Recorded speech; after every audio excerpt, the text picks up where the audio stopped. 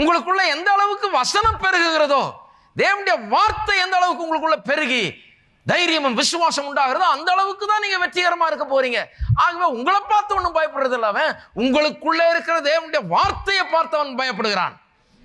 வார்த்தை உள்ள போய் அது விதையாக உள்ள முளைக்க ஆரம்பித்து விட்டால், இதுக்கு தண்ணீர் பாய்ச்சி கொண்டே இருந்தால், இங்க விதைக்கிறது மட்டும் இல்லை, அடுத்த வாரம் தான் அந்த விதைக்கு தண்ணீர் பாய்ச்சிக்கிட்டே இருப்போம். விதையும் வார்த்தை தான், தண்ணீரும் வார்த்தை தான். விதைச்சு தண்ணீர் பாய்ச்சி, விதைச்சு தண்ணீர் பாய்ச்சி, விதைச்சு தண்ணீர் பாய்ச்சி ஒரு நாள்ல பெரிய மரமாய் வளர்ந்து விடுமோ அவனுக்கு தெரியும்.